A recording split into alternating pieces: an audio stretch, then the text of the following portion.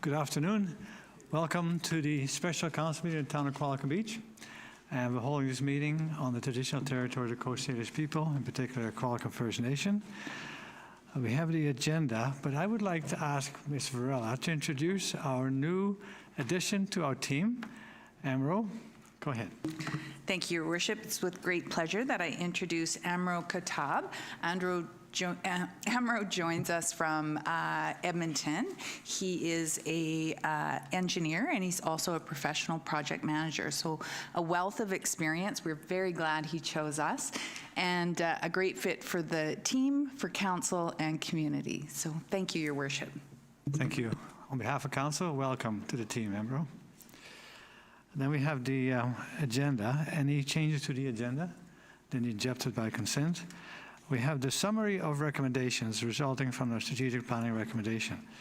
So there's a number of recommendations, and I'll start with the first one, where there was a request for us to approve the strategic plan 26-2030.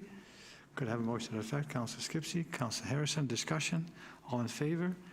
Carried unanimously. Thank you. Then there's the new initiatives proposed, and we'll take them one at a time.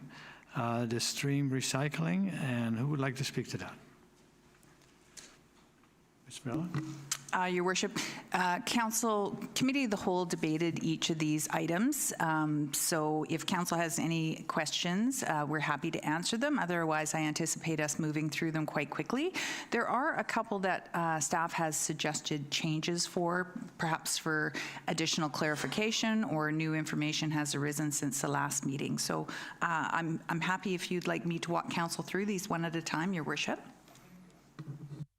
Unless council would like a consent agenda, we do them all at once and then pull out the ones that you want to discuss, or we go down the list one at a time. There's quite a few of them. Ms. Councillor Harrison? Well, I just think just because these issues, there's so many different recommendations, it might be good to just sort of go through them really quickly.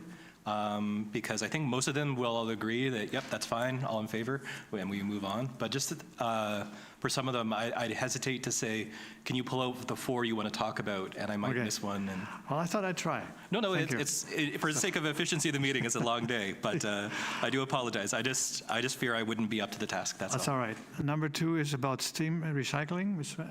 You want to speak to that, Ms. Varela? I wasn't anticipating speaking to them, Your Worship. The scoping sheets are available there. Really, this is about a proposal of recycling, 3-stream recycling at town facilities, and we're proposing that that be advanced for consideration in 2027. And this is a recommendation put forward by Committee of the Whole on October 24th. So for clarity, does council need to vote on each one? All right. Who would like to move the stream? The first one, stream recycling. Councillor Van der Valk, Councillor Harrison, discussion. Councillor Skipsey. I'll just make it really brief, but I am disappointed that we're laggers and not leaders in this area. I shouldn't have assumed that we wouldn't have automatically operationalized waste separation when it became mandatory for all institutional, commercial, and multifamily properties earlier this year. So I just wish that it could have happened sooner. And I did have a brief conversation with members of the RDN waste, zero waste people at the KSS Biosphere event. But yeah, I just wanted to, I think I voted in favor of it begrudgingly when it came forward earlier. All right, well, you can do that again. All in favor? Opposed, if any? Carried, thank you. And then the Mount Airsmith Biosphere, I think all of these are in more detail in your package, but is there any further comments? Councillor Harrison? Just one question, if I may, through the chair to staff. So forgive me, it's more of a staffing related question, but it sort of hinges on the funding streams for this. And in the past, we had this discussion of what used to be the emergency management operations was split into that, and also then climate change related for a staff position. And my understanding is that staff position is currently vacant, and correct me if I'm wrong. And what I was just wondering is that in terms of responding to climate change, I was looking at some of what some other communities do on the island. And what some communities do is they actually have an actual budget amount for grants for nonprofits every year. And then folks like Mabry can apply, folks like other groups, Streamkeepers, Broombusters, et cetera, could all apply. And then you disperse that funds over the calendar year. And I'm just wondering if we have that climate change staff role, which is like a half FTE, I thought. And then staff can correct me if I'm way off base. But I'm just thinking if that could be like ongoing funding for climate change related things. Sorry, and Ms. Varela is raising her hand, and I could be way off, and my apologies if I am. Thank you. Ms. Varela. Two separate issues, Your Worship. The staffing issue is something that we'll be looking to fill in 2026, a separate funding source.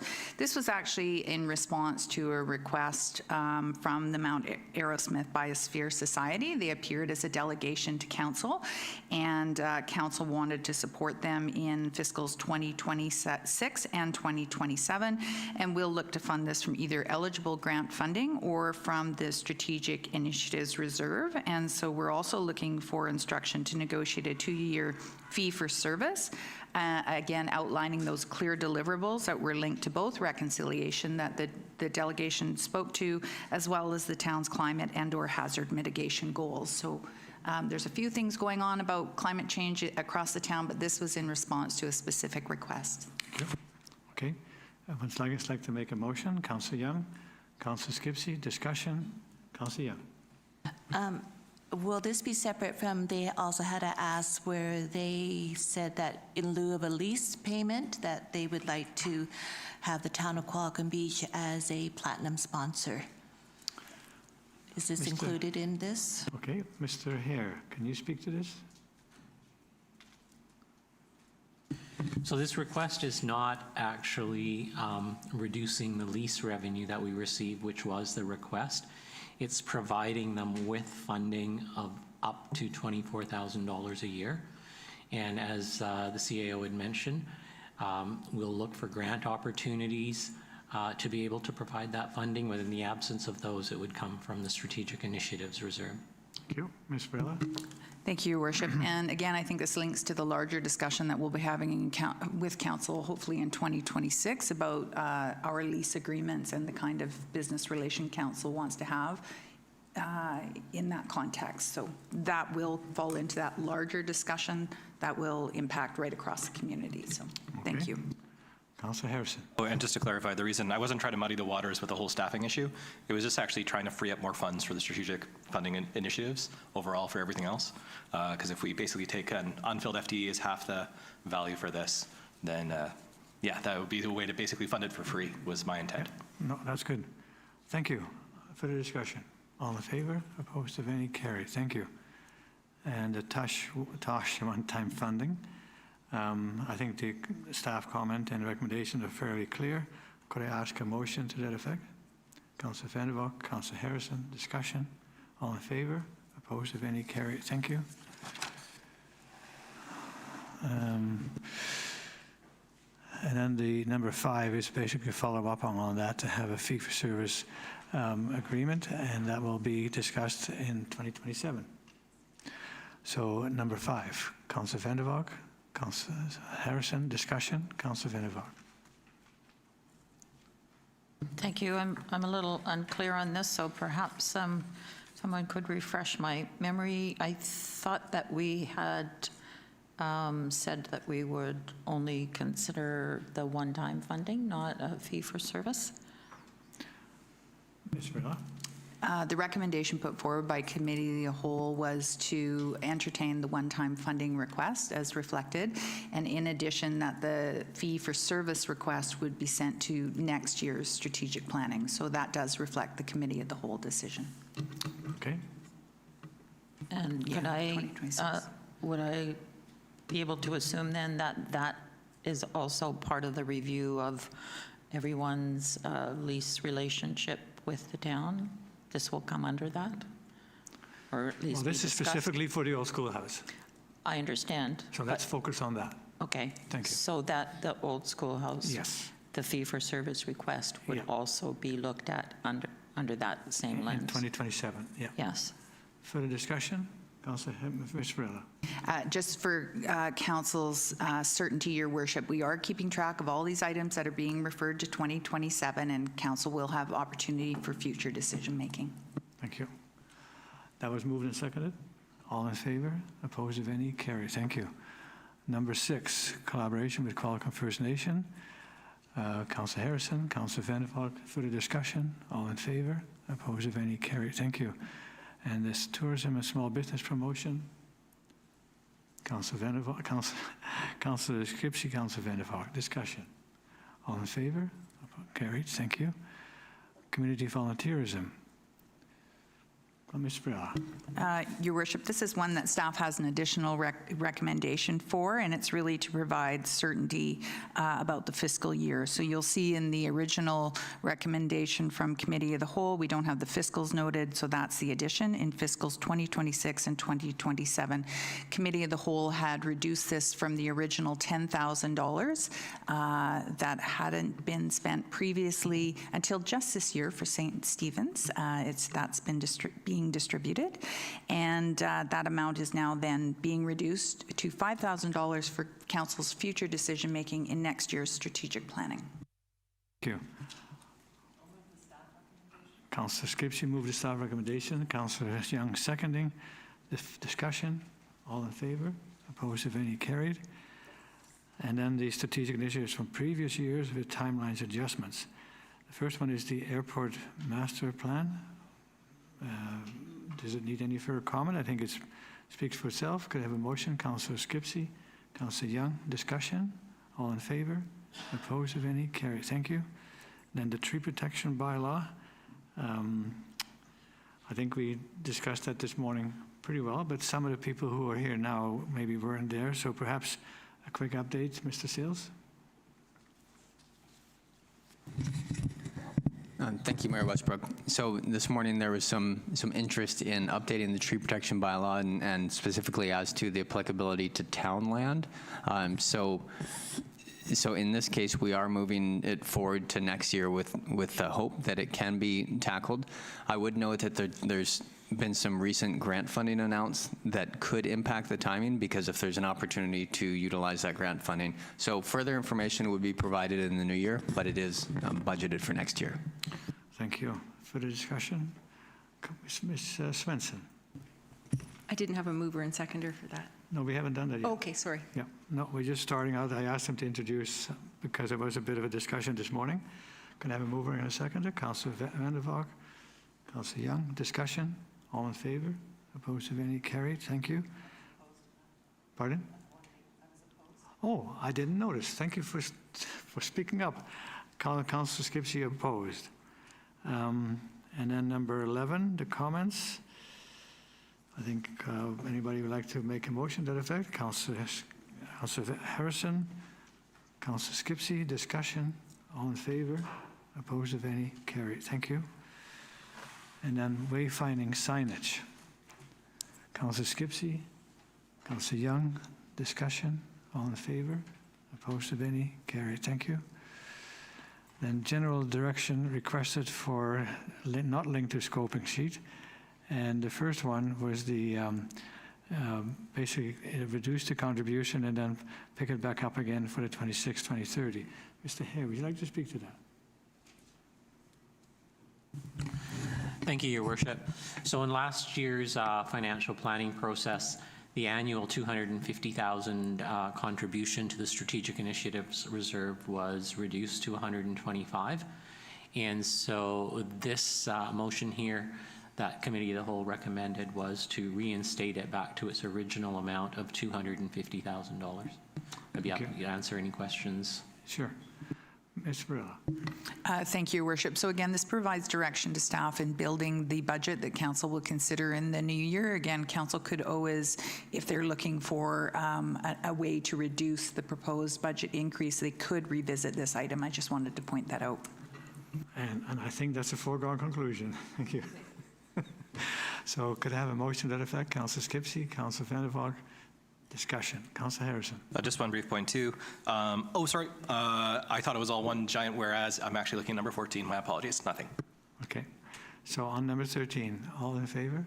Opposed, if any, carried. Number 14, Councillor Harrison. Oh, no, I was just going to say for this that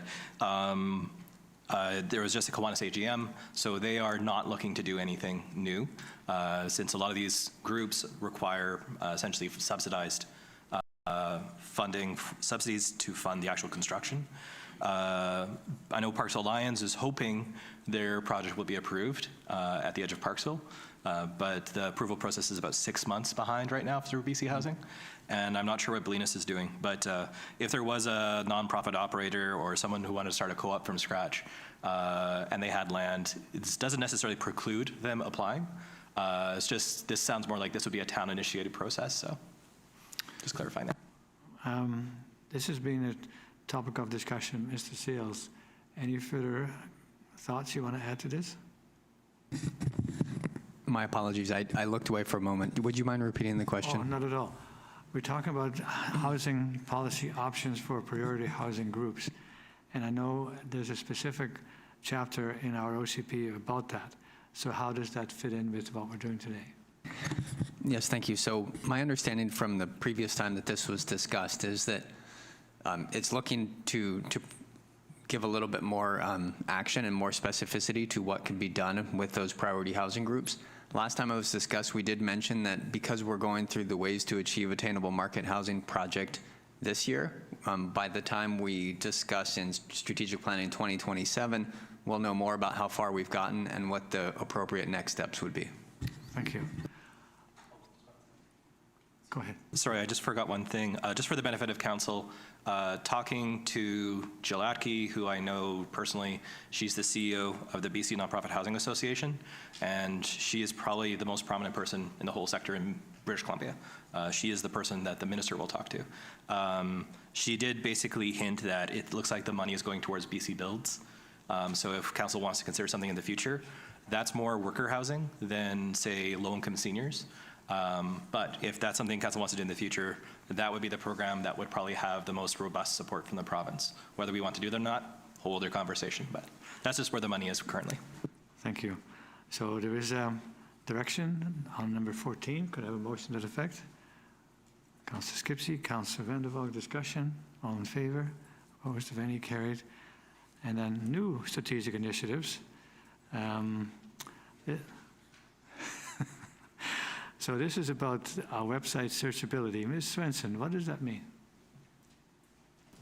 Thank you, Your Worship. So we're working with the website designer and consultant Idea Camp to increase the searchability by using AI. And so this funding would work with that initiative to improve the website searchability.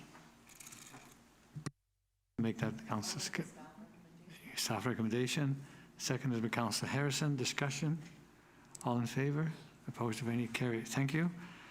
And then the fee for service for the Brown Forest Preservation Society. Councillor Skipsey. Councillor Van der Valk. Discussion. All in favor? Opposed, if any, carried. Thank you. Number 17, volunteer organization request increase. Perhaps that requires a little discussion and clarification. Ms. Varela? Thank you, Your Worship. This builds on the service level review that we did last year that really considers how many hours of staff time we have versus how many hours of work. And as we increase the hours of work, we want to make sure the full-time employment, that FTE count, moves in comparison. So while we won't be going to hire a 0.1 FTE, it's important to have that in the budget so that we could look for other alternatives such as summer students or casuals within that budget. It just keeps the hours of staff work aligned with the work that is to be undertaken. Thank you, Your Worship. I'm looking to Council for direction. Councillor Young, Councillor Van der Valk, discussion. Councillor Skipsey. Well, I just want to mention that I think we're getting a good deal here because we could never afford to pay for all of the things that volunteers do for our communities. So I totally support this. Thank you. Thank you. Councillor Harrison.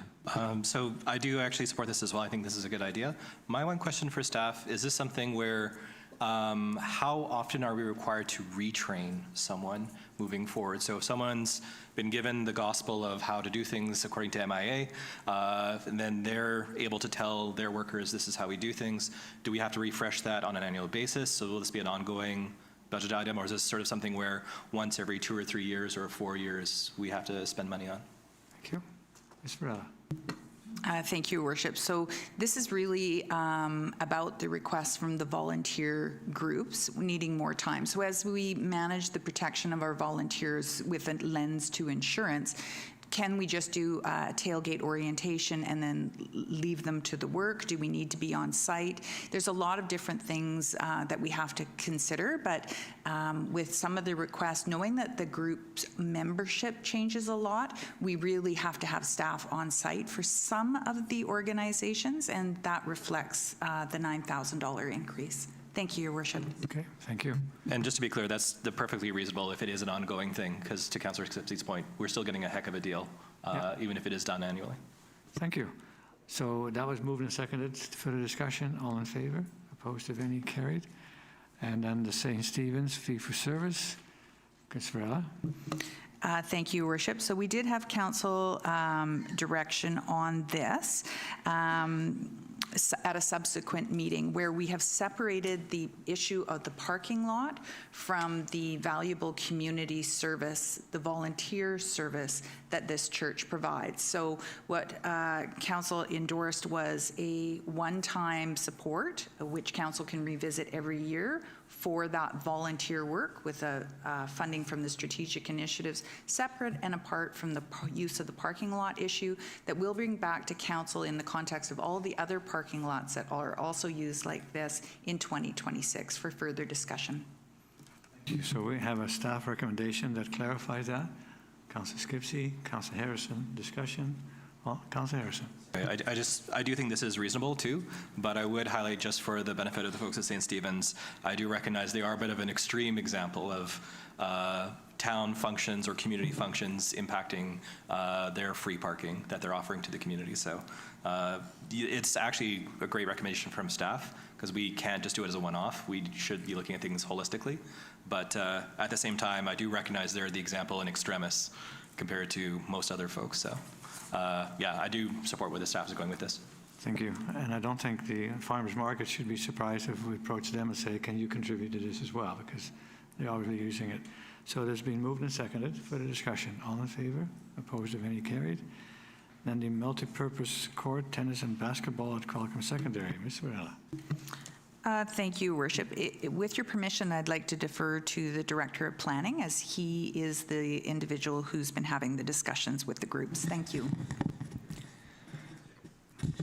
Thank you, Mayor Westbrook.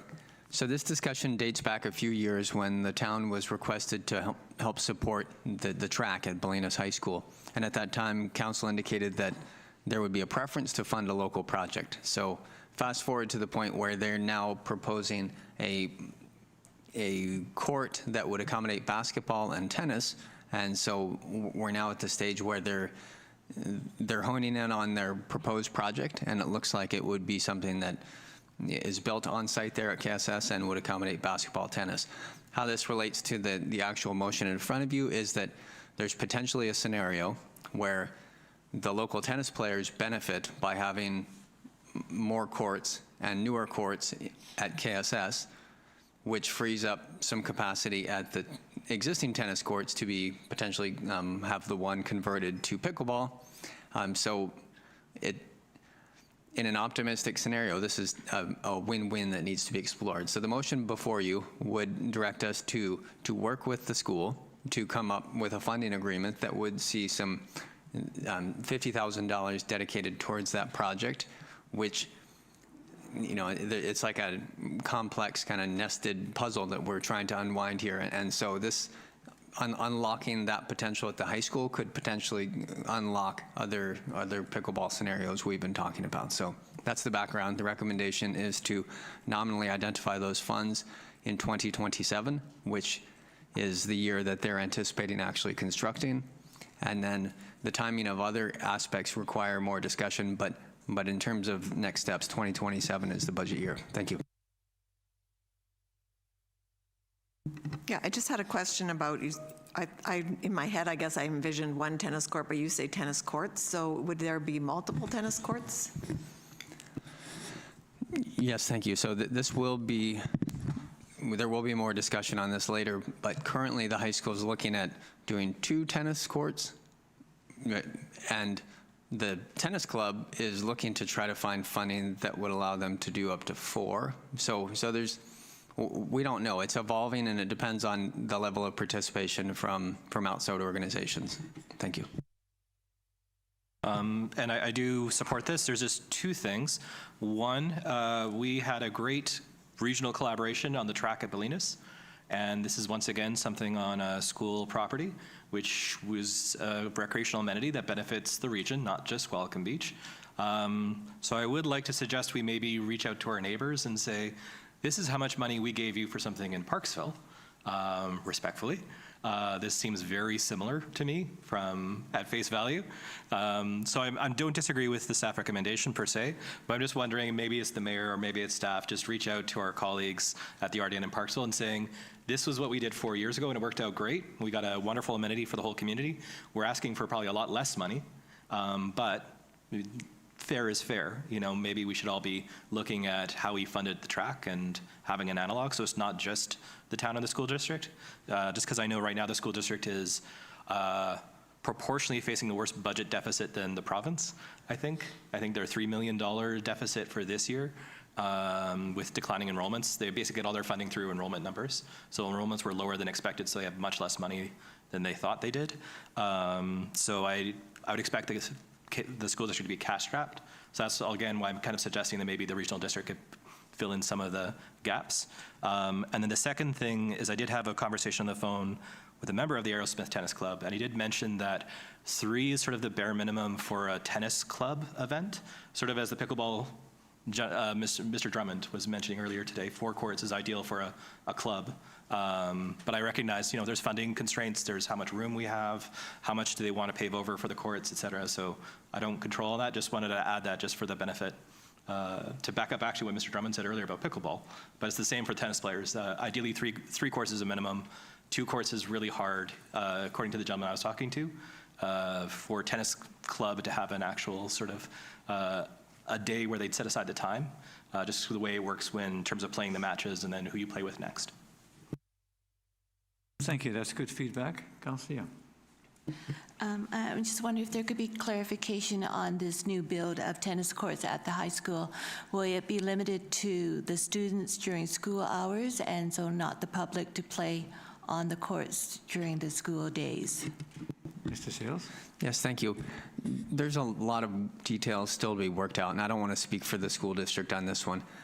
What I can say is that they've requested town support, and so at this stage, all we're doing is allocating money so that they know that the town is supporting them in this, and the money, they're requesting it in 2027. So in terms of the details, a lot of details will be forthcoming. And as I mentioned earlier, there still needs to be a lot of discussion about the choreography of which gets built when, and the tennis club, as was noted, is definitely interested in keeping their 3-court unit as long as possible, whereas the pickleball group is interested in seeing that conversion as fast as possible. So it will require further discussion, but today it's just a budget decision. Thank you.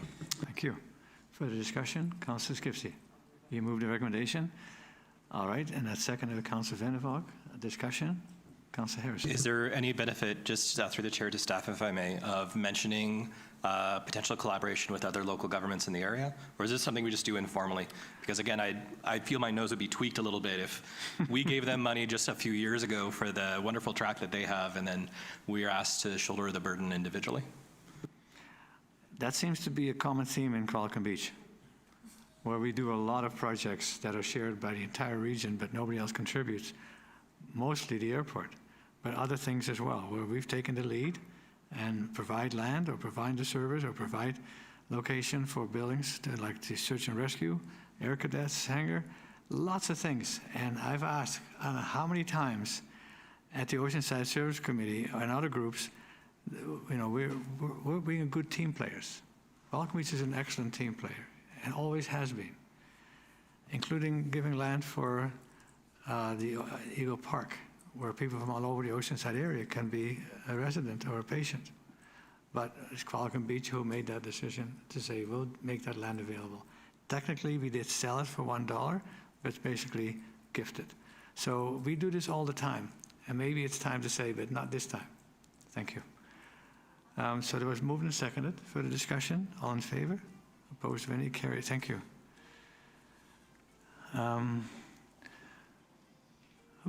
Is somebody's phone on?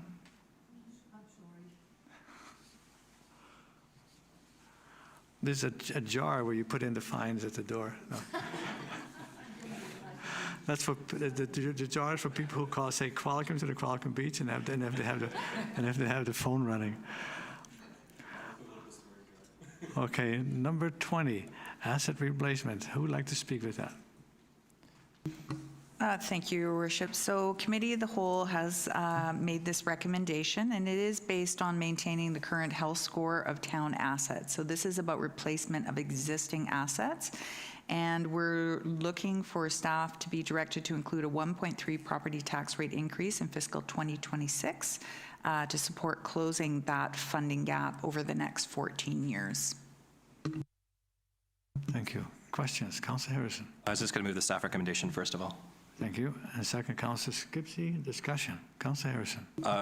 Just for the public's benefit too, this loops back to the discussion of buckets. And one of the things about Qualicum Beach is I always hear when I go door knocking, we don't want to be Parks Hill. One of the ways I think we differentiate ourselves is we have a very high standard for infrastructure. We've always maintained that. And I think this is for me part of the identity of the town is actually that we invest properly in high quality infrastructure. So, and also kudos to our staff for maintaining things to such a high degree. Yes, and I appreciate that we're doing it in a measured way, saying we'll do it over 14 years. We're not going to get there overnight, but over 14 years, there's a plan, and I think that's a good perspective to have. Thank you.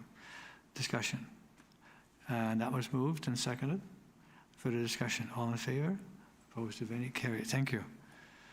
And then investment in new assets. Ms. Varela. Thank you, Your Worship. So we're looking for direction to include an increase of $50,000 in 2026, 27, 28, 29, and 30 to increase the annual contribution to the Asset Investment Reserve. And so this is investment in new assets. Does Karen care to make a motion? Councillor Van der Valk. Councillor Skipsey seconding. Discussion. All in favor? Opposed, if any? Carried. Thank you. Capital initiatives from previous years. Bike racks. Councillor Skipsey. Councillor Young. Discussion. All in favor? Opposed? Carried. Thank you. Community gardens. Councillor Skipsey. Councillor Young. Discussion. Now we have a couple of areas for community gardens. Obviously, one by the train station, and one by the Commons. Are there other areas that we're looking at for creating community gardens, Mr. Seals? Thank you, Mayor Westbrook. Council has discussed other locations in the past, such as the dog park out towards the airport, dog park area, not in the dog park, but it would require another decision of council in the future if we do want to establish a new one. Thank you. So what is the $30,000 for then? I know I read it with some background, but what is it, Councilor, Mr. Seals? Yes, thank you. So community gardens always require water and in some cases power. So there's infrastructure involved as well as some planning costs. But this is not for planning new gardens? No, thank you. Councilor Young. I believe that earlier this year, there was also a conversation about a healing garden at KSS. So would this kind of contribute to that as well? Through the chair, those are different projects. Yeah. Okay. I had Ms. Varela's hand up and you, but you know what? Ms. Varela can always speak. Go ahead. I just wanted to point out for council and the public's benefit that we are talking about this as a 2028 initiative. Yeah. Thank you. Was that moved and seconded? Further discussion? Councilor Harrison. Oh, just want to add to, I think I mentioned the dog park potential dog park, new one, but I know this is not what we're discussing here at all. But I'd be very curious to hear what the folks in Chartwell think about that, because it's so close to where they live. A lot of folks walk to the restaurant. I'd be curious to see if folks would be interested in that or not. But that's a future date, and 2028 is multiple years from now. Yeah, and you know, community gardens is great for people who live in condominium buildings and so on, but most places in Eagle Crest and Chartwell and Qualicum Boots, they have large gardens where they can have their own veggie patch. Okay, so moved and seconded for the discussion. All in favor? Opposed, if any, carried. And then the new community park facilities support park users.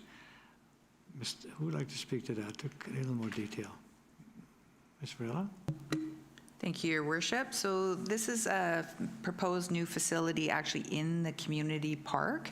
It's a budget provision of $620,000, and we'll be looking to explore this in 2028. Right, so how did we come up with a number of 620? Mr. Seals?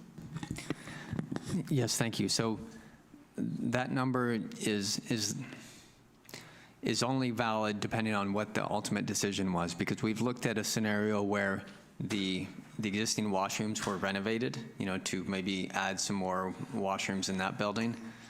In that case, that's a very generous budget estimate. If it's a new building, like a new proper building, then that budget estimate would be too low. So I think it's going to require future council decision making, so that number is sort of in the middle, and I don't remember exactly what generated that number. It's a few years old now, but I would note that it's probably wrong one direction or the other depending on which way council goes. Yeah, on Saturdays and other days, there's huge amounts of ball field users, and on Saturdays, I think Wednesday nights, soccer players. And these are kids. A lot of them are girls. I'd say half of the participants in soccer are now girls. And they have to go into the bushes because when they have their break, they all have to go to the washroom. So I think that's something that needs to be addressed. So I totally support spending some money to make sure that we can make that a proper facility. Councilor Harrison? Yeah, I couldn't agree with the mayor more on that point. For me, this is something that could benefit all users of that park space, not just the folks playing sports, it's folks who are just walking around the general area as well. So in my heart of hearts, I'd like to see it advance a little bit sooner, but I understand that given we've bought Eagle Crest, we don't have as much money as we had previously. So I do understand why it's pushed back to 2028, but in my heart of hearts, I wish this is something we could do in 2026. Agreed, but I think there's also ways for us, and we've done it by the parking lot where the Into the Woods is, where there is some porta potties, and they're fenced in. So there is some interim relief, no pun intended, to have some portables in that area. Anyway, that's the motion. It's been moved and seconded. No, I need a mover and a seconder. Councillor Skipsey, Councillor Harrison, discussion. All in favor? Councillor Young.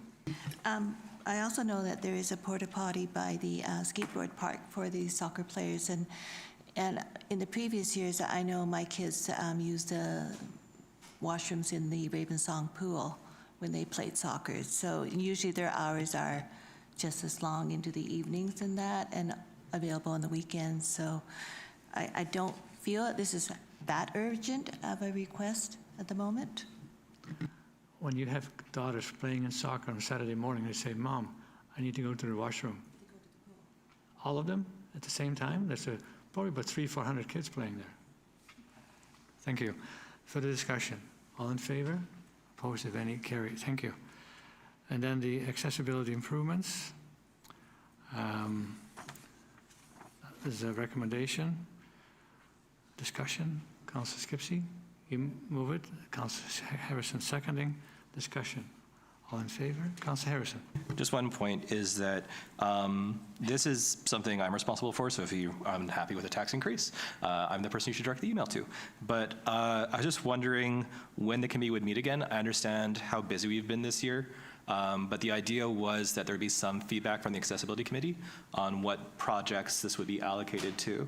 And I know we've done that for this year's, and that's fine. I'm just wondering more for future years, does staff have an idea of the process we'll be looking at for how that funding is allocated?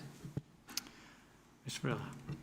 Thank you, Your Worship. So I think it would be prudent to pull the group together once council has endorsed this. For clarity, it does say an annual $50,000 capital expenditure, so the intention is that we would see this advanced in each of the fiscal years 2026, 27, 8, 9, and 30. So, and we can take that to the group, absolutely. So, Councillor Harrison, were you talking about when the group meets? Yeah, just in theory, that if we're getting close to budget time, and just to make sure that there is a bit of feedback from the users committee, because we don't have a document like the Transportation Master Plan, where everything's laid out in priorities. So I know some of the members, too, of the committee, we haven't met for some time. And again, I totally understand how busy staff are. It's not a knock on anyone. But ideally, we have a meeting before we start allocating those funds to specific projects and budget. Sure. And I would like to say how much I appreciate the work of our own Public Works crew, who I've seen working on corners of intersections, different places, letting down the sidewalk, just making it safer for crossing for people and parking and so on. So well done, Ms. Oliver, and pass on to your crew.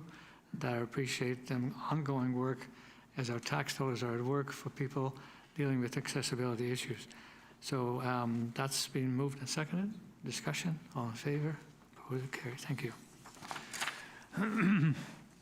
And Highway 19A, Highway 19 entrance signs. Who would like to speak to that? Ms. Varela? Thank you, Your Worship. So there's two proposals for signs here that Committee of the Whole has given direction on. So one is the signage for Highway 19 for $250,000 in fiscal 2027.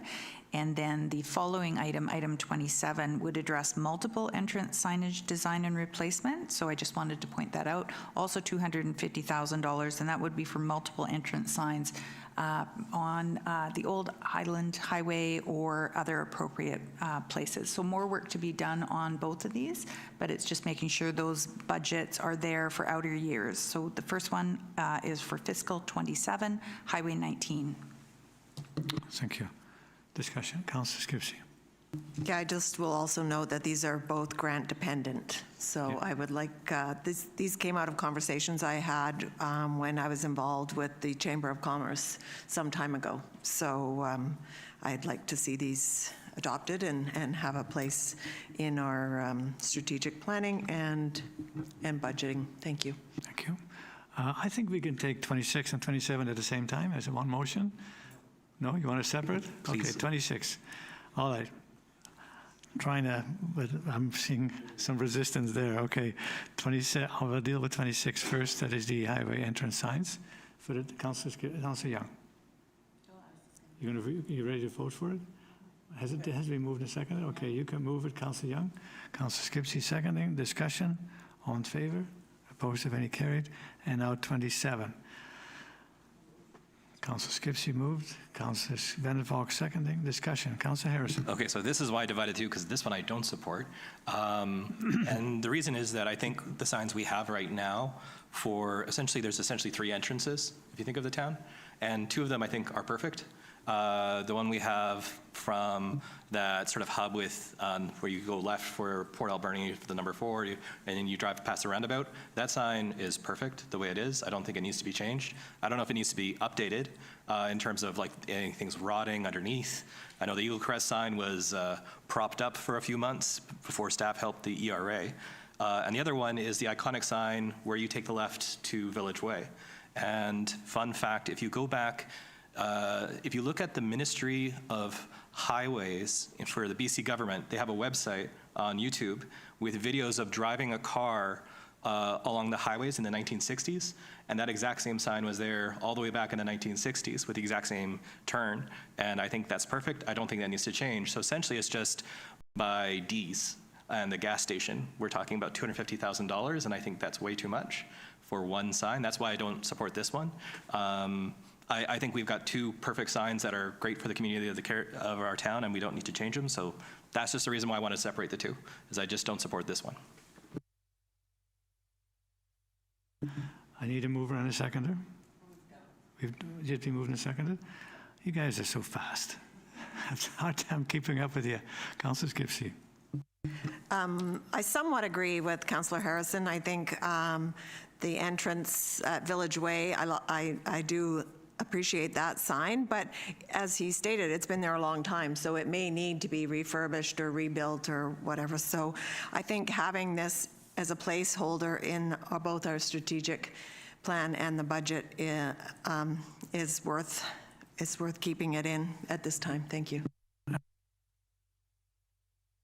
They are grant dependent, so further discussion. All in favor? Opposed? Councillor Harrison opposed.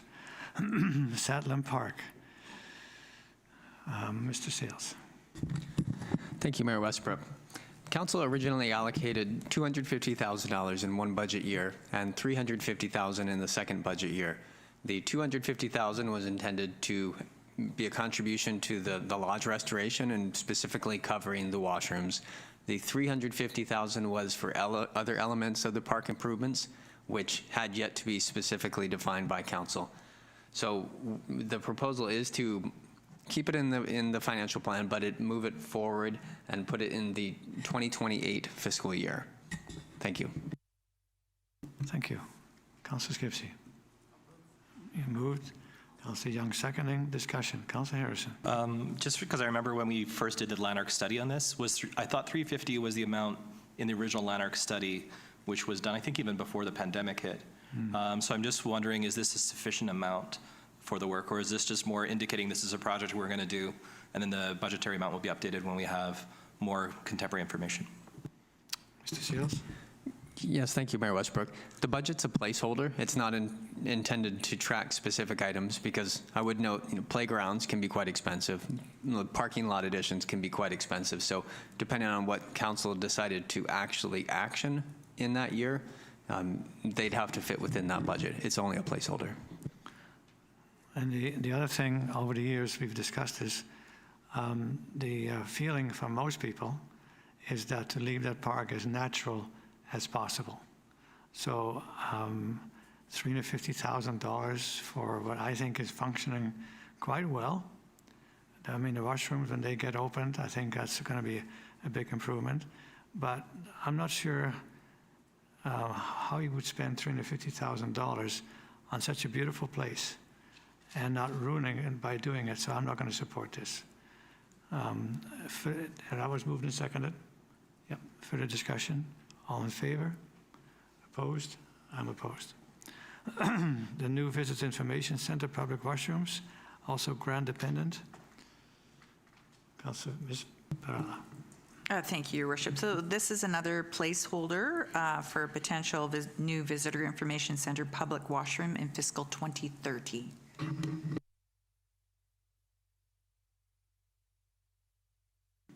Councillor Vandervalk, discussion. Councillor Harrison. I just remember, I'm much removed from the Chamber of Commerce. Councillor Vandervalk's the current liaison, but in the previous term I was the Chamber liaison. And this was a project that was sort of a live discussion with the Chamber back then as to what is the future of the Visitor Information Center. I'm just wondering, do we have clarity on the long-term vision of that site? So are we looking at keeping that building in perpetuity and upgrading the washroom and allowing it for public use? Are we looking at one day maybe having a new building, although God only knows where we get the money from? Or are we looking at relocating to a different location? Because I know all three have been at various times the direction, and I'm just wondering for clarity, if we're going to spend this money, I'd prefer we spend it in a direction that's clear. And if I'm not in order in asking that question, my sincere apologies. No problem. Ms. Varela. Thank you, Your Worship. So the town owns the land. We don't own the building. So again, lots of decisions to be made and in much consultation with our First Nation neighbors as well. So thank you. And part of that discussion was don't build a new building somewhere else on this site. Use the existing footprint, because it'll be very hard from an archaeological point of view to find another location nearby. Councillor Vandervalk. Yeah, and I think also included in the discussion is the fact that the Chamber of Commerce is doing some reorganization within of itself. So I don't know that they're in a position to move forward with this in the near future, and thus it's been moved to fiscal 2030. Further discussion? All in favor? Opposed, if any? Carried. Thank you. Number 30, Mr. Sales. Yes, thank you. So the town has allocated a total of $1.8 million towards amenities in the area of the bus garage site. It was split under several budget years, and the proposal is to move the allocations to 2026, 27, and 28. So the allocations will be $1,200,000 and $600,000 correspondingly. Thank you. Thank you. Discussion? Councillor Skipsey, you move. Thank you. Second, Councillor Vanderwaal. Discussion? Councillor Harrison. I just feel a little bit uncomfortable spending all that money for the bus garage site when we haven't made a final decision of the whole Qualicum Common site as a whole. And that's why I'd suggest we might want to start spending after whatever decision we've made. We've made the decision about Qualicum Commons as a whole, which my understanding is later this year. So I'm just curious about staff with the timelines for that. Is this something where we should be looking at 2027, 2028, and 2029 respectively? Or is this something that we can allocate with making that first decision with Qualicum Commons and then the timelines still work out? And also reminding everyone that there is an election which is going to take 2 months essentially, or longer, who knows, out of, depending on the outcomes of the election, forgive me. If we get like 5 new people here, I'm sure they probably won't want to advance multi-million-dollar projects on day one. I hope not. So I'm just curious with staff, like, do these timelines work out with that lens? Mr. Sales. Yes, thank you. Through the chair to Councillor Harrison. The timelines do work out. If the town is going to be in a position to reach any agreements with the school district, this current school district elected board, those decisions would need to be made in 2026, and the budget would need to be there to back up those decisions. So it does align with that. So you are correct that later in 2026 there will be some decisions, and council needs to have the resources to support those decisions. Thank you. Well, this is the one thing where I'm actually going to disagree for now, just because I just look at how much money we're spending right now, and this is one of the ones where a nice public square, basically by the QF on the bus garage site, we had the presentation a couple years ago. This is something for me, it's a little bit more of a nice to have, and then that reallocation of parking is such a knotty conversation, which I think is be very complicated with I think we're the busiest PharmaSave in Western Canada or in BC. For that PharmaSave, and then the grocery store is very busy, and then who knows what happens with Naked Naturals, because at any point they submit an application, and it's their land, and so fair enough, we proceed with that. So I just think that there's so many moving parts that are still balls we're juggling in the air, that I don't feel comfortable allocating funds for this at this point. Thank you. Further discussion? It has been moved and seconded. Any further discussion? All in favor? Opposed? Councillor Harrison opposed. Councillor Young is opposed as well? All right, Councillor Young opposed. And Councillor Harrison, thank you. A motion carried. New capital projects for 2026. Yeah. Sorry, I submitted a motion to Ms. Svensson. Would this be the appropriate time to read that out?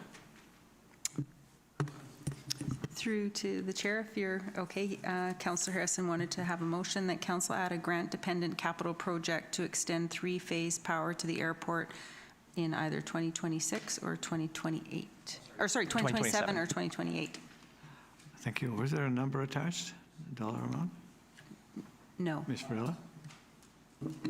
Those numbers were provided at the last airport meeting. Yes. And so what we could do in the January meeting is bring that back to you for endorsement, or council could just entertain that today. We could circle back once I get those numbers, Your Worship. Well, they were over $1 million. Yes, they are. So that's the motion. Can you read it for us again, please? That council add a grant-dependent capital project to extend 3-phase power to the airport in either 2027 or 2028. It was grant dependent. I second that. Discussion. All in favor? Opposed, if any? Carried. Thank you.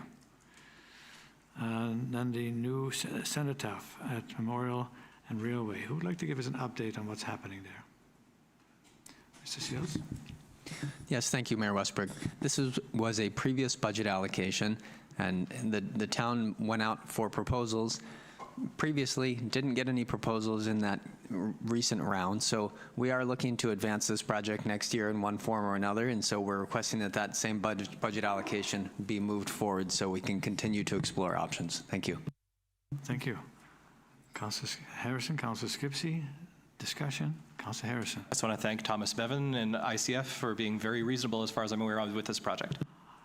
You know, he is a new, fresh look on this whole project with the Island Corridor Foundation. He is a planner from, that's his background. And I think I might have told a story that he told us that in Nanaimo they were going to build this new trail alongside the railway. And on the budget, I think it was for 5 million. When Thomas got involved, it got done for 200,000. So that bodes well for projects that we need to work with him on. All right, so it's been moved and seconded. Further discussion, all in favor? Opposed, if any, carried. And then the paved shoulder on Berwick, and that actually was one of mine. So I accept the recommendation.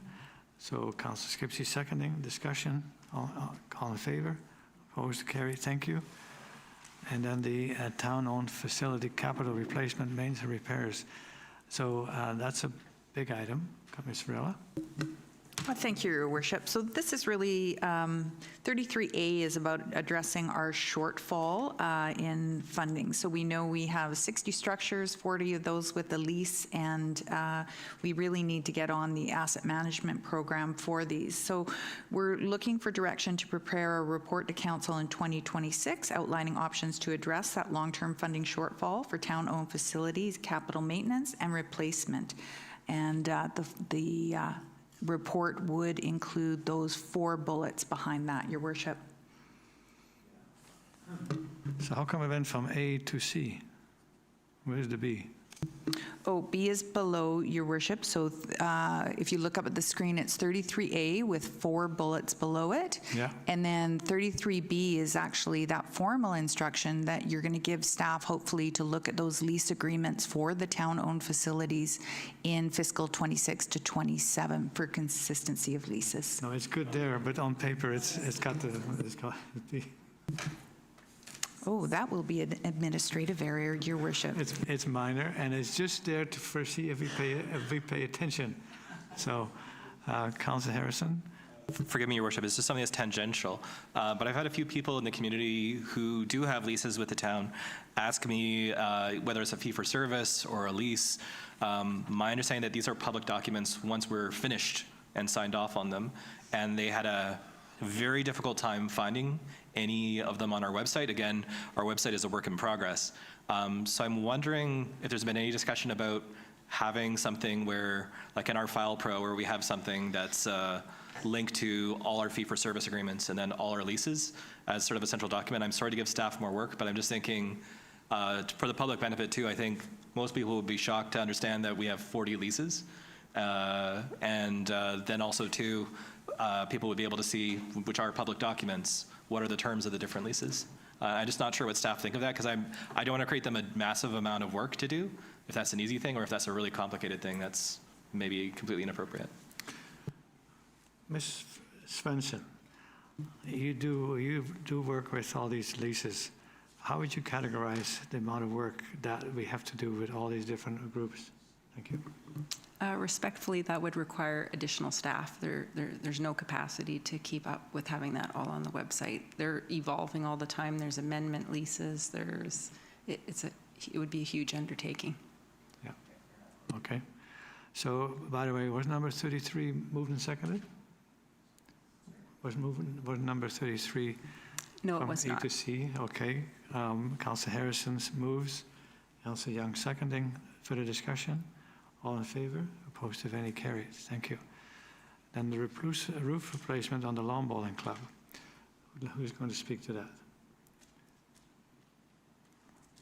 Thank you, Your Worship. So we're looking for direction to carry out an assessment of the condition of the lawn bowling club roof with report back to Council in 2026 with findings and recommendations. And further, that potential grant funding opportunities for the solar panel installation that's being proposed be explored by the Qualicum Beach Lawn Bowling Club. So looking for those grants first before coming to the town. Thank you.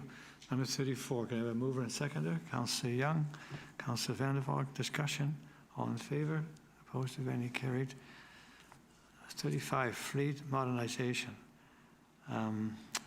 Councillor Harrison? Just moving the staff You're recommendation. moving the staff recommendation. Councillor Young, seconding, discussion. Councillor Skipsey. Thank you. This was something that the Environment and Sustainability Committee also looked at, and it was their recommendation that we look at also perhaps leasing vehicles rather than replacing if the technology has not quite gotten there with maybe some of the bigger items. And by perhaps leasing, then you're not committed to another 15 years of combustible engine. So I don't know if that needs to be or could be incorporated in this, or how we would go forward with that. Well, I think it's a fair point. It's a good point. So perhaps there could be some wording attached to this so that clarifies that. Ms. Brella. Your Worship, what I would recommend is that you refer that item back to staff so we could talk about what the possibilities are in 2026. The staff that need to be in the room aren't here for that, so that would be helpful. Thank you, Your Worship. All right, so number 35, it was moved and seconded, but it can be deferred back to staff. Councillor Harrison, Councillor Skipsey. Just one thing I want to suggest is maybe we should consider advancing this for now, but also have a subsequent motion asking for a report on options to do what Councillor Skipsey said about that, just because I'm not sure if there'd be any changes on purchases in the short term. And I do think that when I recall the schedule to replace vehicles, it was pretty lengthy and there's a lot of vehicles involved. So I don't want us to defer what we've already planned on doing, but I do think Councillor Skipsey raises a great point that there might be ways we can get leased vehicles. So would that be appropriate to get a subsequent report in the near future, just through the chair to staff? I'm not sure if that would be a good way to do it. Yes, that would be. Ms. Brella. I would be supportive of that, Your Worship. So Council advancing the recommendation as it stands today, and then referring the item back to staff for a report in 2026 to talk about possibilities. Sure. So it was moved and seconded. Number 35 was moved and seconded, so we'll deal with it as it is. All in favor? Opposed, if any, carried. And then a motion to request staff to come up with a proposal as you requested for potentially leasing some of these vehicles. So that's seconded by Councillor Van der Valk. Discussion on that. All in favor? Opposed, if any, carried. Thank you. Number 36, Royal Canadian Legion parking. Who's going to speak to that? Ms. Varela? Thank you, Your Worship. So we're asking to have a $75,000 capital expenditure included in fiscal 2027 for replacement of the pavement between the east side of the Legion building and the concrete barrier. And that would be both a contribution from the town and the Legion because it's a mix of ownership in that lot. So thank you.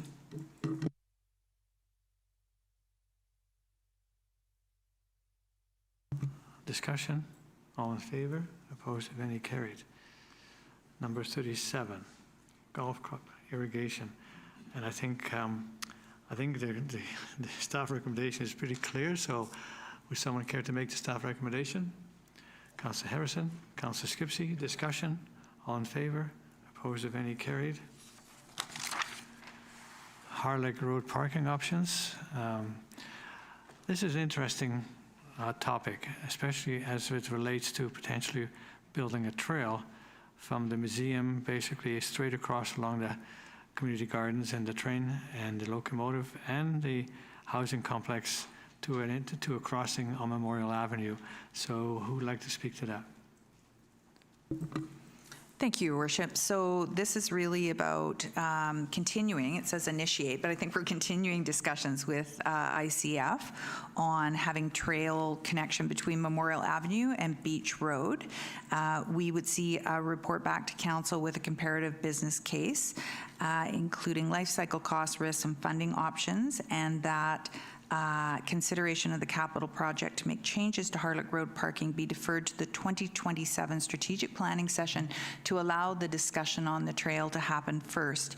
It should be noted the town has a current budget of $150,000 from the Asset Investment Reserve in fiscal 2026 for the purposes of trail construction in the rail corridor, and you will be considering that in the next report, which is early budget approval consideration. Thank you.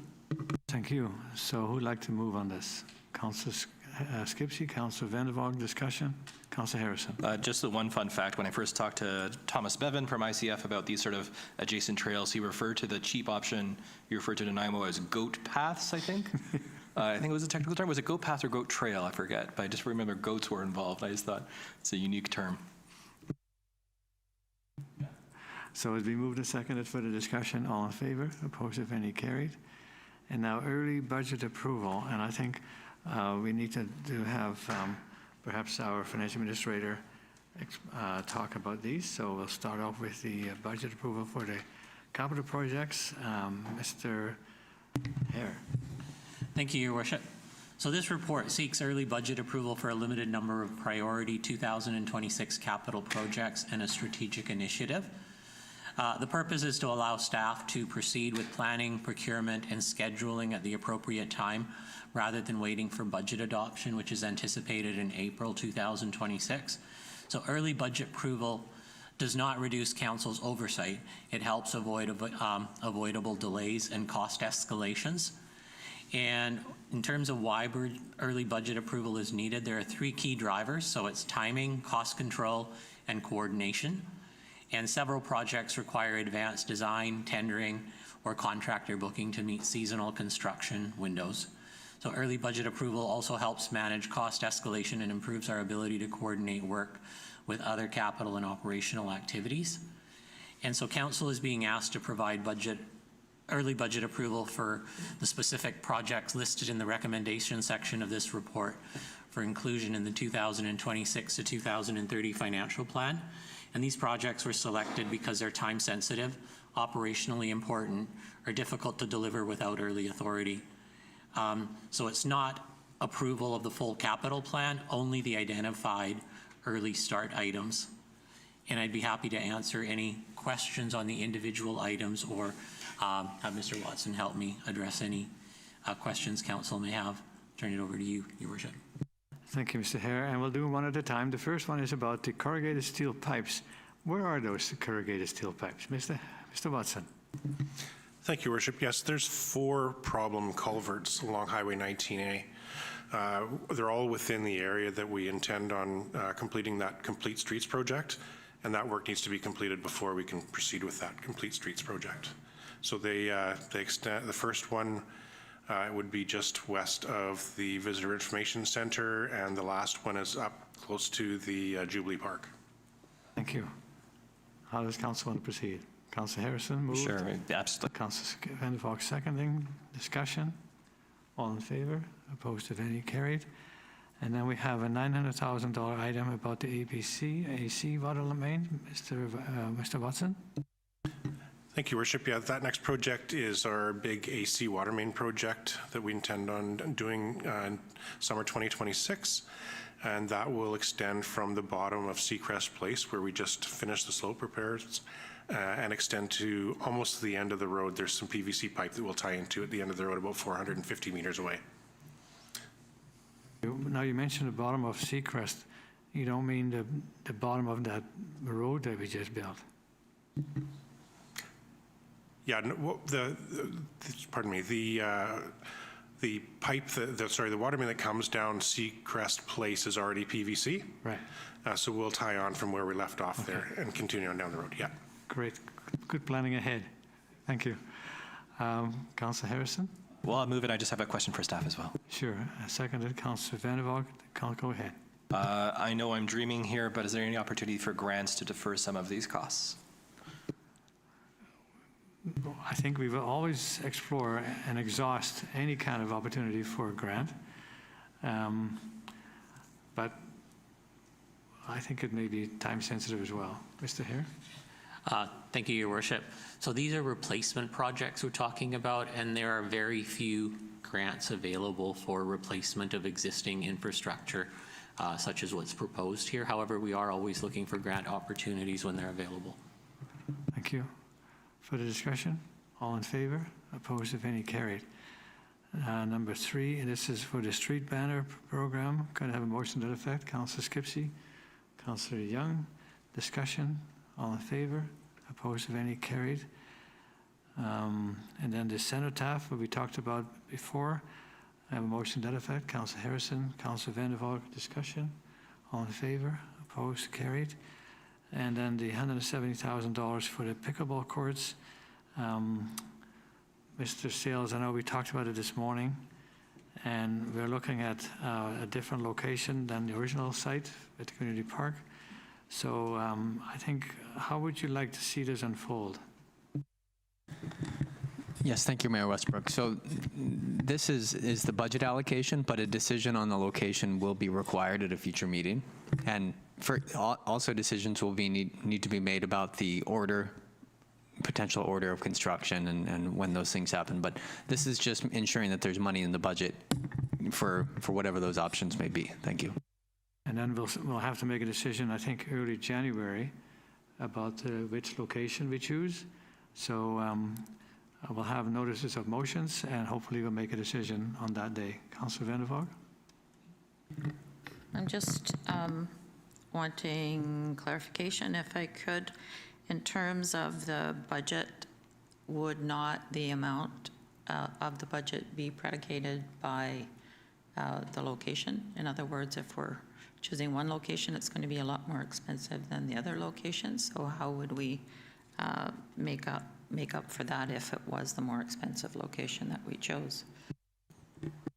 I think what staff is looking for is for us to make up a decision and say, if we go with the community park, we're going to need the full 85,000, the way it looks to me. But if we're going with the other location, it could be considerably less, and would be a different set of criteria, different conditions, different concerns. But we'll cross that bridge when we get to it, once council makes a decision where we're going to build it. Ms. Rella? Sorry, Councilor Van der Valk? So then would it not be, why are we putting the cart before the horse, I guess would be my question. No, it just says up to a maximum. Okay, thank you. Councilor Ms. Rella? Your Worship, if council did decide to go with the pickleball court at the community park or another location aside from the tennis court, this budget would need to be significantly more. This is based on what the Pickleball Association believes that they can contribute at a 50-50 split. So this 170,000 would see half of that contributed from the town, from the Pickleball Association. If council wanted a different location, then that budget would have to increase, and we'll put that forward as an option in that report in January. So this is the minimum budget that would be required. Why would the budget have to increase if we're going to use the tennis courts? Your Worship, if you weren't going to use the if you tennis weren't, court. okay. Sorry about that. Thank you. So we're talking about the early approval so that staff can go ahead, and we need to make a decision on what location, and that will happen in early January. So could I have a motion to that effect? Councillor Skipsey? Councillor Van der Valk? Discussion. Councillor Harrison? Just one other thing, too, that when we were having the committee of the whole on this issue, and it was, I think you were away at that time, and it was a 2-2 split, and we sort of agreed to have a 2-2 split. But it was sort of discussed, well, we have to spend money on essentially getting the engineering for one of the two sites. And then my suggestion is, well, why don't we get the engineering for both? Because one day my understanding is that the long-term vision for even the tennis courts has always been to migrate towards a community park one day in the distant future. So I'm just curious, is the budget for essentially the engineering and the planning, is that part of this, or is that a separate item somewhere else? Because if we have a limited budgeted amount for the planning, I can understand where we're only doing one location, but it might be a good idea to get a sense of what the scale really is for what was our original direction, even if we don't choose that, just because, forgive me, one day I think we might want to be looking at that. So I'm just wondering for that sort of like due diligence portion, is there a budget for both? And I see Ms. Varela and Mr. Sales raise their hand. Ms. Varela. Thank you, Your Worship. So I think that report in January can detail more of that, because again, there's, multiple scenarios, multiple possible budget points. If council wanted to do a design for both locations, that number is going to go way up. If you wanted to do it just for one, there's a lot of variables. So again, this is just a baseline to get us going, and then we'll come back to you in early January. Thank you. And I listened to that discussion, and I thought, I like to get out of bed and go down there and say, I'll make the cost deciding vote. But I would definitely vote to go with the pickleball courts at the tennis courts, much less cost. I saw the budget for doing it at the community park, and 170 would maybe be half of the total. It was just out of reach, plus the implications that we've been identified that the geography, the topography is not that suitable for pickleball courts, at least not for 4 anyway. Ms. Varela. Thank you, Your Worship. I just wanted to clarify, I misspoke. I said early January. The first meeting in January will be January 21st. January Thank you, Your 21st. Worship. Sounds good. So, Councillor Harrison. And just one last thing through the chair to staff. In the unlikely event we can't come to a decision or we defer it, highly unlikely. But this is just also too, this secures, would be my understanding, some of the grants that the Pickleball Club has already acquired, because it looks like we're progressing with something. And sort of the discussion about the timing of when do we actually start building is a totally different conversation of what site do we choose. And as we had that earlier discussion about potential tennis courts at the school, which will take time to sort out. If we have a direction in January, there still might be an option where there are more than 2 tennis courts that are available in town. It's just when things line up in terms of phasing. And I see Mr. Sales slightly nodding, so I'll just, through the chair, if I may, Your Worship. Yes, go ahead, Mr. Sales. Thank you, Mayor Westbrook. Through the chair, I did have a chance to clarify with the pickleball group prior to this meeting because I thought this might come up. So just to be 100% clear, the funding that they have, if a project is not committed by May, they may lose that funding. So May is the deadline, not for start of construction, but for a project to be committed in terms of there is a location that's been allocated and specific plan and a specific location. So that needs to be in place by May. Thank you. So if we make a decision on January 21st and we select the site, that would qualify for them to be able to say we've got a commitment. Okay. Councillor Young. I'm just curious, in many things we say grant dependent. Is either the Pickleball Club or ourselves looking at grants, or has anyone applied for maybe sponsorship privately or corporate? Yes, thank you. So the town hasn't sought any grants for its portion of the contribution. However, the pickleball group is looking at grants, and the majority of the funding that they have is from a grant. And I would caution against making this grant dependent, because I think if I was one of the funders for the grants and you say it's grant dependent, then they'll say, okay, well, you're not moving forward, then are you? So I think it's prudent to move this. We'll have the discussion in January about the location. That's going to be what's going to be. But at least we'll have a decision and they don't have to lose the funding that they've currently acquired. And this is not grant dependent. What we're looking at is not grant dependent. Further discussion. That was moved and seconded. All in favor? Opposed, if any, carried. Thank you. And then the CCTV camera, runway 11. Ms. Varela. Thank you, Your Worship. So staff are seeking early approval to have an additional camera installed at the airport to assist with investigation for noise abatement violations or other matters that would require footage review. It could be handy in the case of an accident or other items. So we're looking for $16,000 to increase that CCTV camera ability at the airport. Thank you. Councillor Harrison, Councillor Skipsey, discussion, all in favor? Go ahead. Thank you. Recently, we had a meeting where we discussed the airport, and there was another option for tracking, I think, and so this is not that. Okay. I just wanted to clarify. Thank you. I like how you answered your own question. This is not that. I know. So smooth. Councillor Harrison. Just for the public's benefit too, because Mr. Goldfuss is not present in the room, and Mr. Goldfuss, Ms. Varela, and I, and Councillor Skipsey had a bit of a group chat after that meeting, and that $5,000 option had very minimal installation costs and very minimal staffing costs. So that's, I think, where Councillor Skipsey was mentioning it, because it's very, very cheap, relatively speaking. And then we'll get a report after a year as to whether or not we actually get any useful information. But I think that's just what, it's also too, I think she's keen to see that move forward. That's why she was wondering if this was the same item. Okay. So it was moved and seconded for the discussion. All in favor? Opposed, if any, carry. Thank you. And then for the Island Corridor for a budget of 150, Ms. Varela?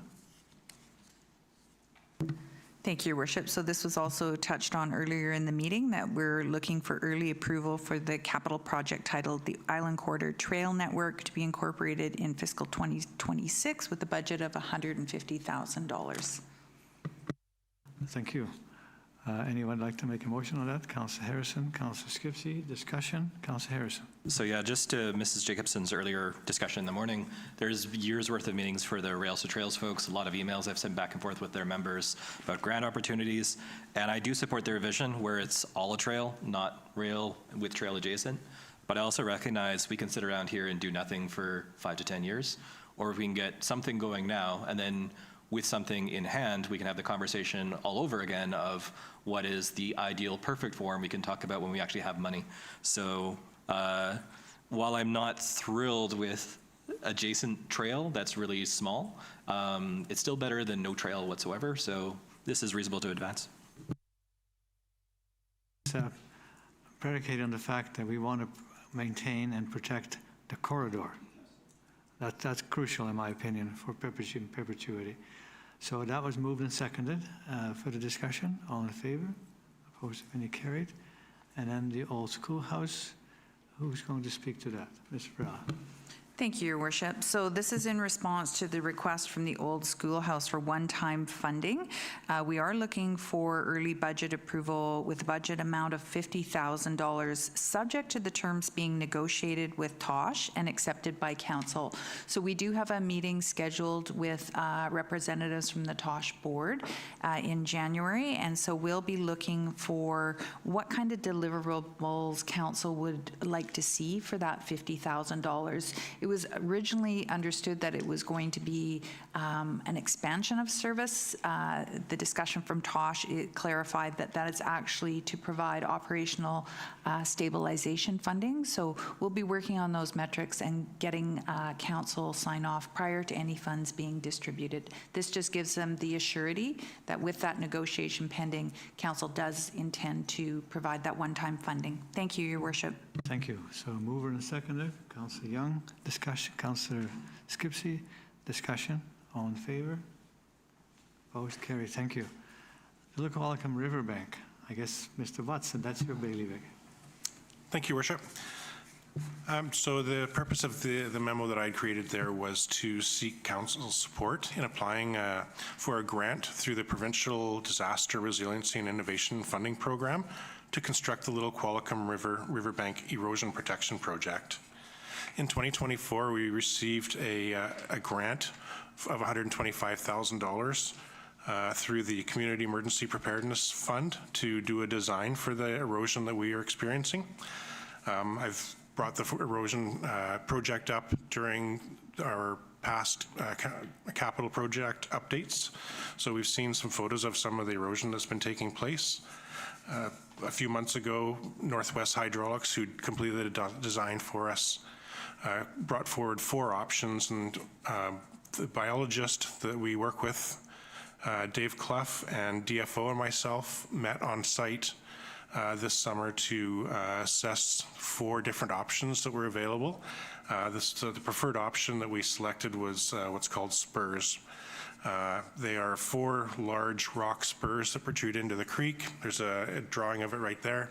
Essentially what it does is it cups the water as the river is flowing downstream, and there is very slow moving water up against the riverbank, which is causes less erosion than the fast moving we're experiencing.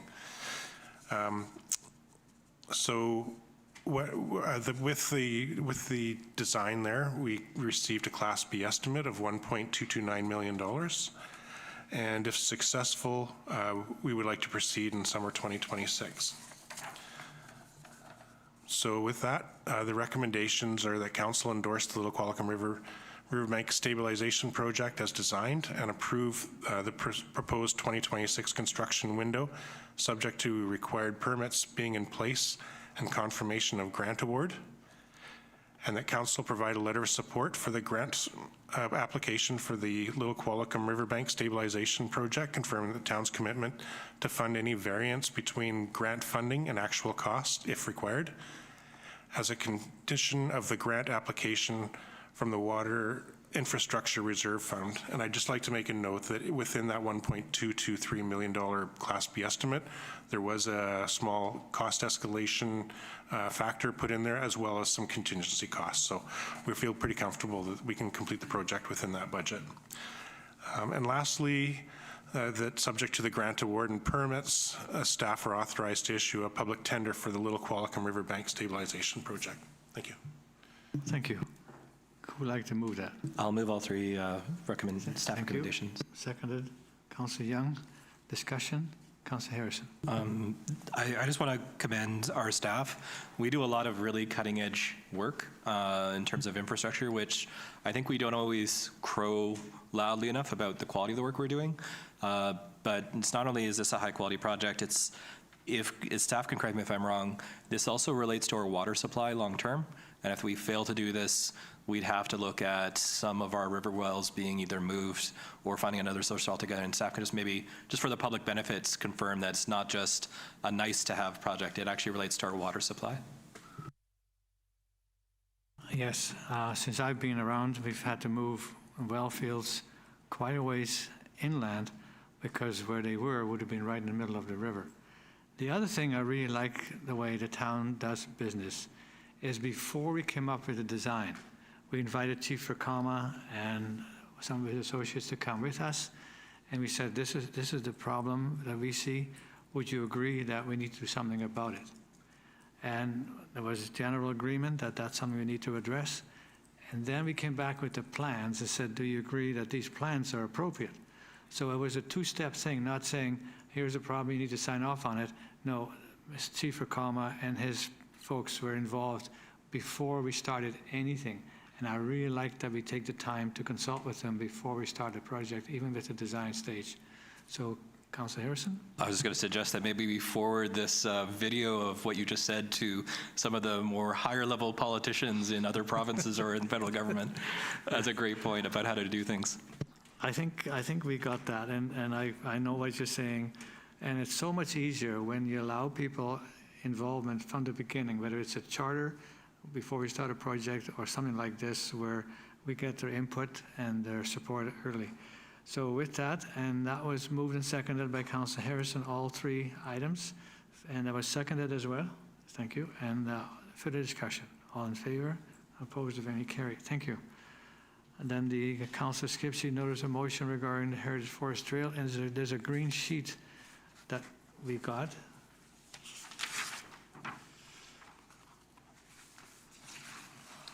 We got a couple of green sheets, but one was about that with a letter identifying this issue from both the Land Conservancy and from the Brown Prairie Society. So, Councillor Skipsey. Thank you. Yes, so the information to back my motion to continue using wood chips has been provided to council, including the moisture readings that were done last summer and the letter of support for wood chips from the two other signatories to the covenant. And so I would like to move my motion. Thank you. Thank you. And there's a seconder. Councillor Vandervalk, discussion. Councillor Harrison. So, well, part of me doesn't support this because while I love wood chips, and in my younger days, as you can tell, I'm not keeping it up like I used to. But I used to run a lot in university and just go for long, 40-minute runs. And running on this sort of surface was ideal for me. But I think of our community, and it's a very different demographic. And I worry that there's a lot of citizens who need to use a walking stick or a walker in particular, and they might have a very difficult time on wood chips. But it is the heritage forest, which is a unique, wonderful animal. So while if this was the community park, I would definitely be voting against this, because this is the heritage forest, where if their management board says this is what we want to do, that's a different lens. Again, because of that unique arrangement, so I'll support it for now. But I just want to highlight, we do want to make sure folks who have limited mobility have the ability to walk down forest trails in certain areas. I know we can't pave everything, I wouldn't suggest that, but a less uneven surface might be better for some forested areas. But here, it does make sense because of the unique nature of the heritage forest. Thank you. Ms. Councillor Skipsey, how does accessibility fit into this recommendation?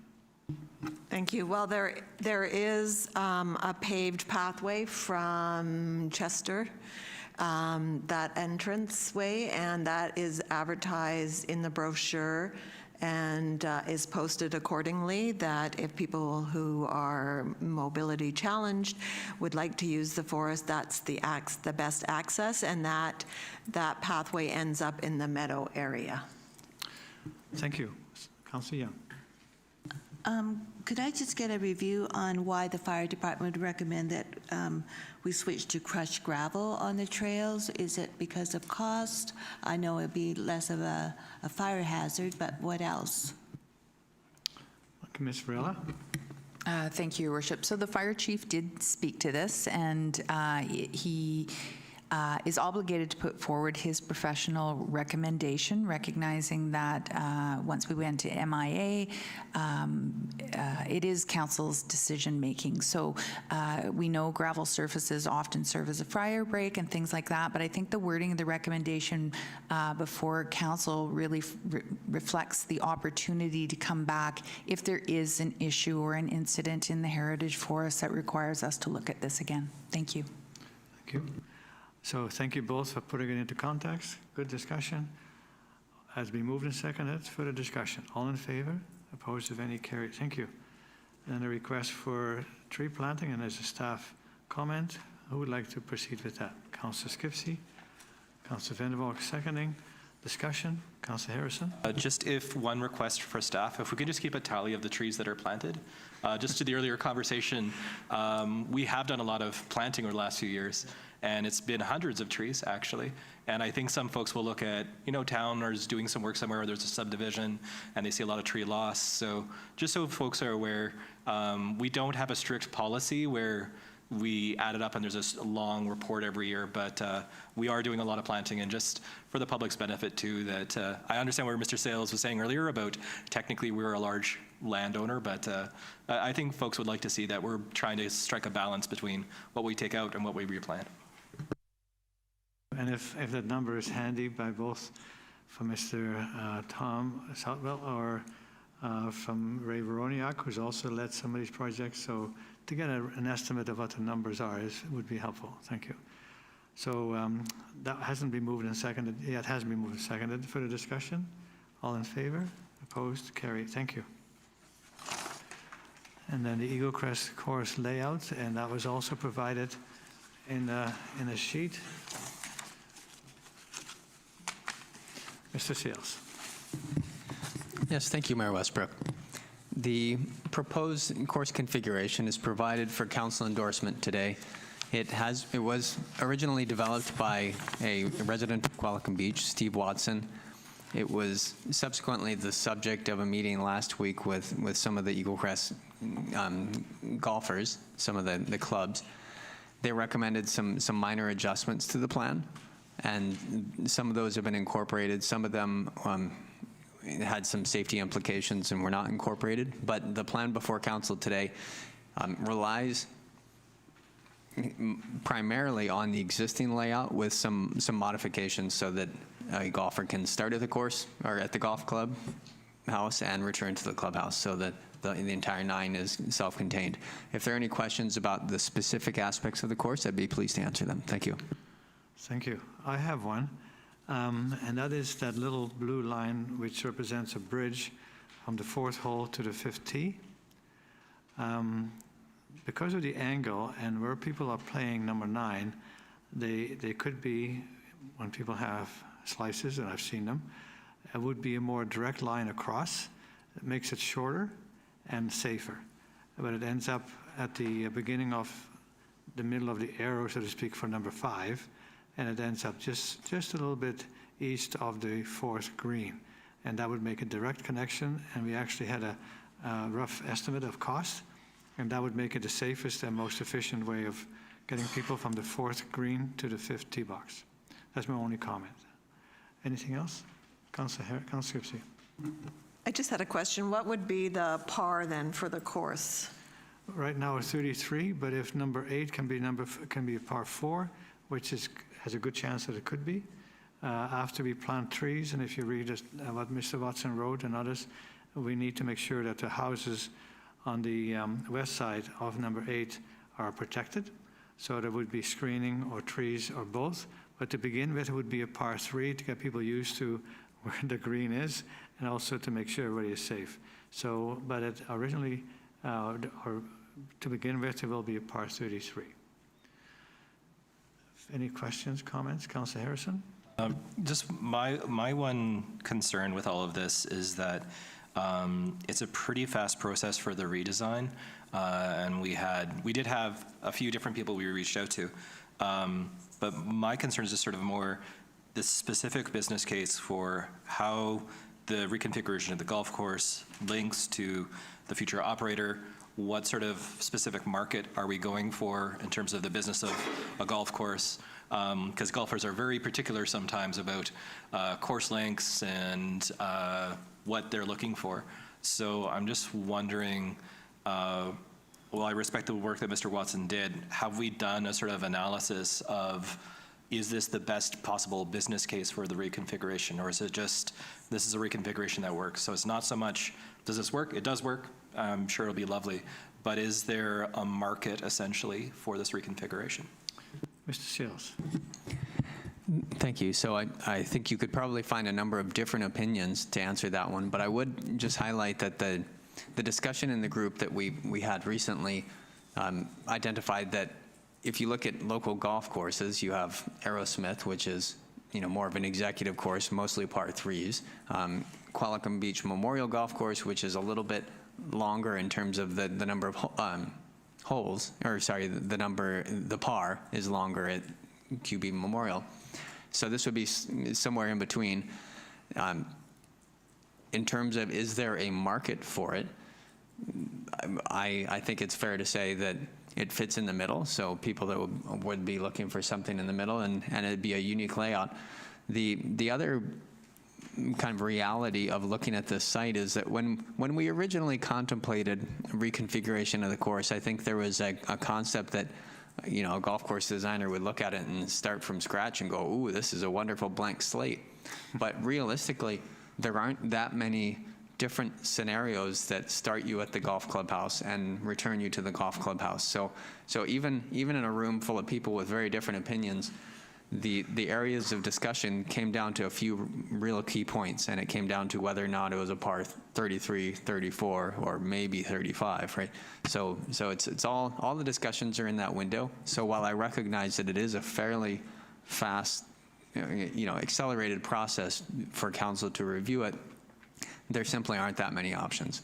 And I would note that the process that we're proposing at this point is that this would be put out to the market to see what contractors would be willing to come and construct this for us, and look for their input on some of these variables.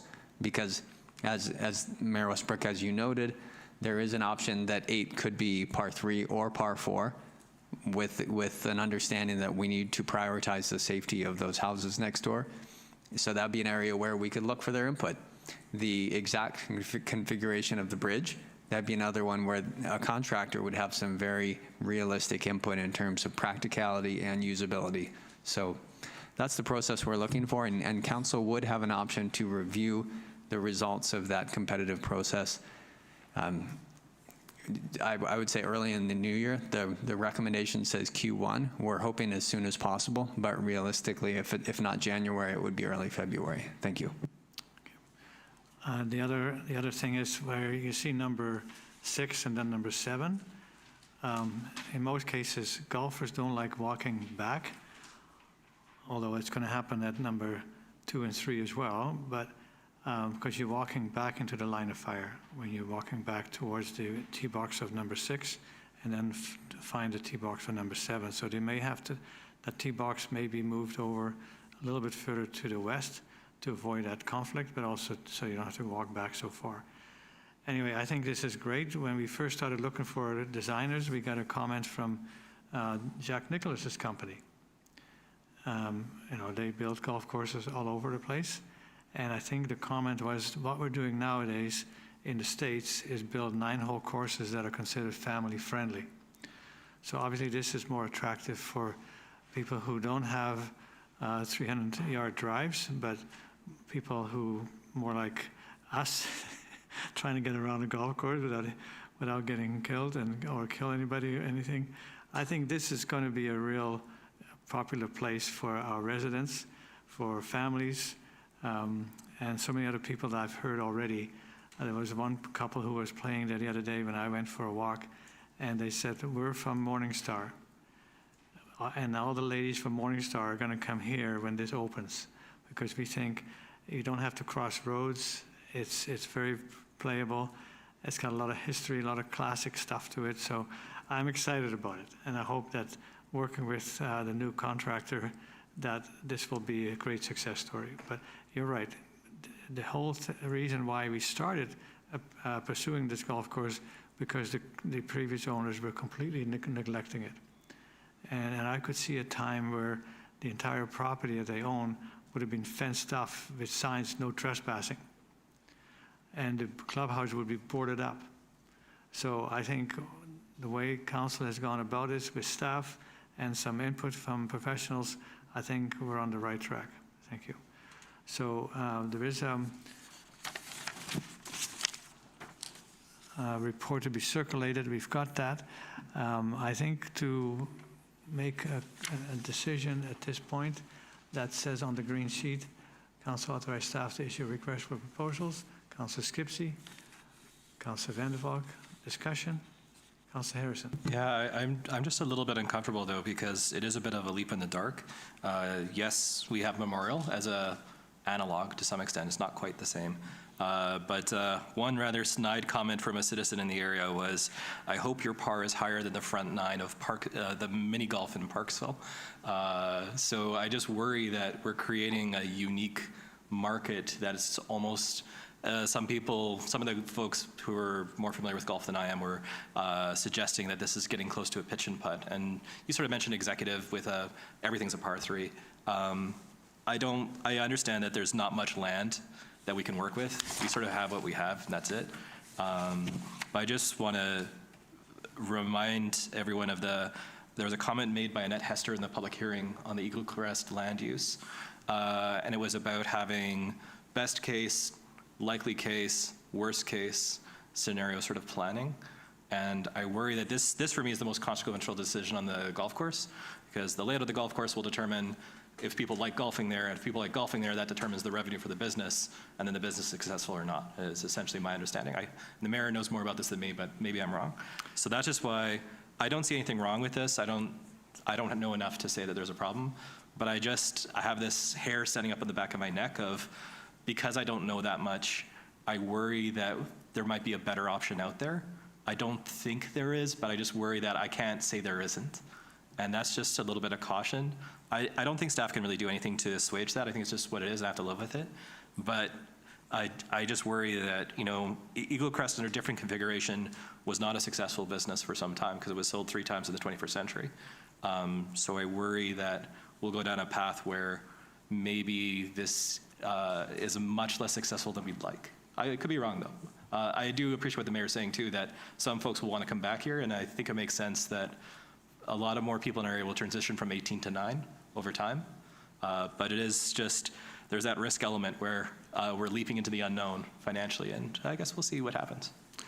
Yeah, and there's probably as many opinions as there are people who play golf as to what it should be.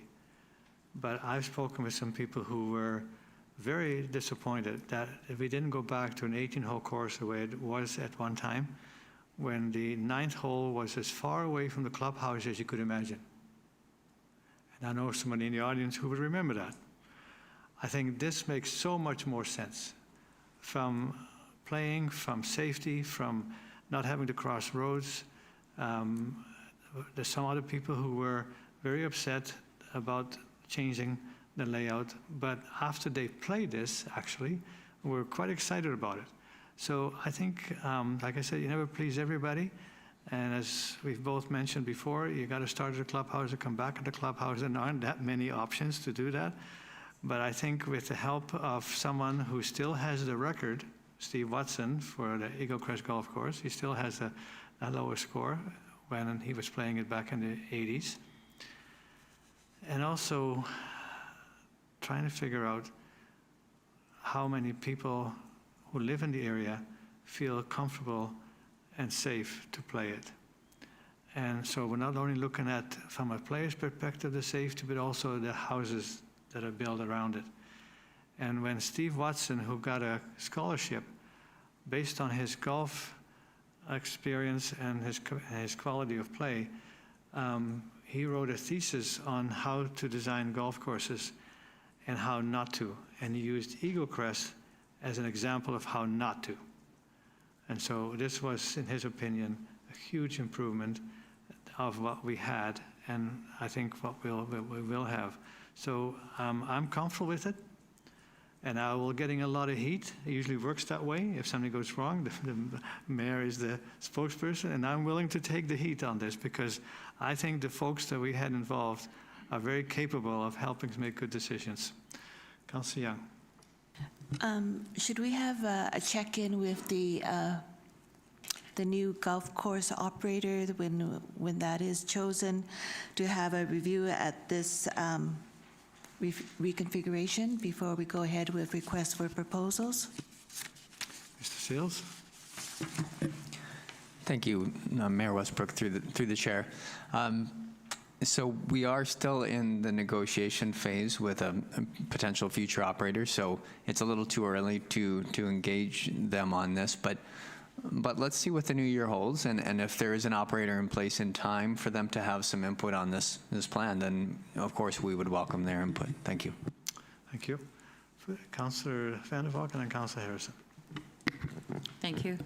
I just would like to point out that the recommendation does say in general accordance with the course modification overview. So this isn't written in stone, and I would suspect that we would be consulting with perhaps Steve, I've forgotten his last name, but also anyone else that's working on the course or puts in an RFP. So it doesn't have to be exactly like this. That's not what we're asking for. Thank you. Councillor Harrison. To both the points were made by both Councillor Van der Valk and Councillor Young, because this is a public meeting and this is a public document, this proposed layout is now public. So since we have an ongoing process, it might be worthwhile to reach out all the relevant proponents who are engaged in that process and just see what their feedback is and if they have any red flags. But that doesn't preclude, to be fair, it doesn't preclude this advancing because there's no set timeline for it. But it might be worthwhile, since we have that parallel process, just to make sure that there isn't anything where the potential proponents for the operation side say, oh, please don't do this one thing, whatever you do. Fair enough. Thank you. Councillor, Mr. Seals. Yes, thank you, Mayor Westbrook. Through the chair to Councillor Harrison. So all of the proponents have received this plan. It was a part of the RFP. Thank you. Okay. Further discussion. All in favor? Sorry, I didn't have a mover and second. Didn't have a move second. Well, I'm going to move it. Councillor Young is going to seconding it. All in favor? Carried. Thank you. And then the winter holiday closure, that's just for information. And then a motion to go in camera. Councillor Harrison, Councillor Van der Valk, all in favor? We are closed. Thank you. And we'll take a 5-minute recess before we proceed with the in-camera portion of the meeting.